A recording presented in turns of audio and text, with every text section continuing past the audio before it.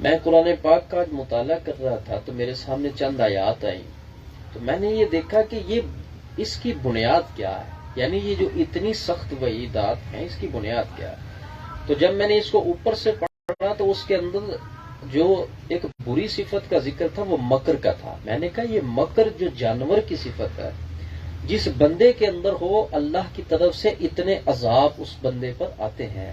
Number 1، افامین الذین مکروا السیئات، تو کیا وہ لوگ جو برے مکر کرتے ہیں اللہ سے ڈرتے نہیں ہیں؟ وہ یہ جو ٹولہ بازی ہے نا لوگوں کے خلاف، یہ بھی اس مکر کی ایک صورت ہے۔ ہم ایسا کریں گے تو یوں ہو جائے گا۔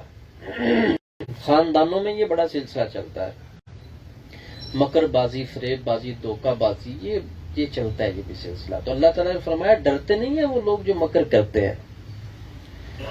کس بات سے؟ ان یخسف اللہ بہم الارض۔ اب یہ میں آگے جتنی بھی عبارتیں پڑھوں گا یہ سمجھ لیجئے گا، یہ جانور کی اس بری صفت اپنانے کی وجہ سے اللہ بندوں کو عطا کرتا ہے کہ پھر تمہیں یہ سارا کچھ ملے گا۔ نمبر 1، ان یخسف اللہ بہم الارض، ڈرتے نہیں ہیں وہ لوگ جو لوگوں کو فریب کر دیتے ہیں، دھوکہ دیتے ہیں اور مکر کرتے ہیں، ڈرتے نہیں وہ کس بات سے؟ ان یخسف اللہ بہم الارض، اللہ ان کو زمین کے اندر دھنسا دے۔ کس سے ڈرتے نہیں ہیں وہ؟ او یأتیہم العذاب من حیث لا یشعرون، یا اگر زمین میں نہ دھنسائے تو اللہ ان کو وہاں سے عذاب پہنچائے جہاں سے ان کو شعور بھی نہ ہو کہ یہ عذاب کہاں سے آ رہا ہے۔ آج اس دوسرے عذاب کے اندر کثرت کے ساتھ لوگ مبتلا ہیں، کہتے ہیں پتہ نہیں چل رہا ہو کیا رہا اور کہاں سے ہو رہا ہے۔ تو چیک کر لینا چاہیے کہیں یہ معاملہ تو نہیں ہمارے اندر موجود، ہم کہیں اس بری صفت کے اندر ملوث تو نہیں ہیں، ہم یہ مکر، فریب، دھوکہ بازی کسی درجہ میں کسی کے ساتھ کر تو نہیں رہے۔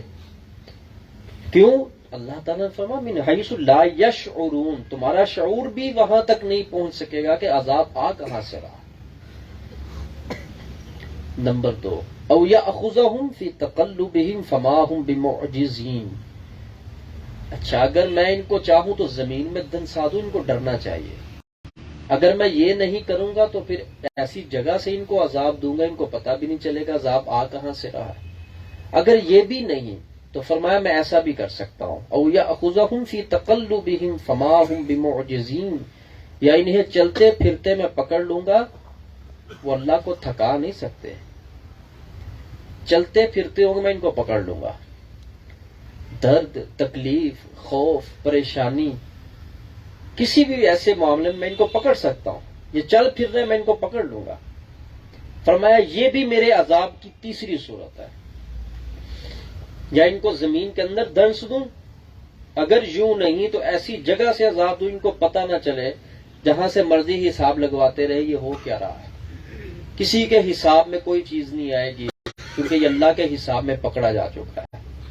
جس کو رب پکڑے گا بندہ اس کا حساب کیا لگائے گا، اور بندے کے حساب میں کیا آئے گا جو رب کے حساب میں آ کے کھڑا ہو چکا ہوا ہے۔ تو جس کا اللہ نے حساب لے لیا ہے اس کا حساب کون نکالے گا؟ اس کا حساب تو توبہ ہی ہے نا، اگر وہ کرے گا تو۔ اگر یہ نہیں کروں گا نا میں، یہ تیسری بات ہے۔ اللہ نے فرمایا پھر چوتھا یہ بھی ہو سکتا ہے، او یاخذہم علی تخوف، یا پھر میں انہیں نقصان کے بوجھ کے نیچے، خوف کے بوجھ کے نیچے میں ان کو نیچے رکھ دوں گا، دھنسا دوں گا ان کو۔ آپ نے دیکھا ہے نا بہت سارے لوگ خوف کے اندر مبتلا رہتے ہیں، ان کو کسی نہ کسی چیز کا خوف لگا ہی رہتا ہے، وہ خوف پیچھے نہیں ہٹتا۔ لو ابھی آیا فون، ابھی ایسا ہونے لگا ہے، ابھی یوں ہوگا، ابھی دروازہ نو کو لگتا ہے یہ ہونے لگا، ابھی کال آ گئی یہ لگتا ہے ایسا ہوئے گا۔ یہ خوف، اللہ فرماتا ہے میں ان کو خوف کے نیچے کھڑا کر دیتا ہوں، اب خوف کے اندر ہی تو ہو، یہ بھی رب کا عذاب ہے۔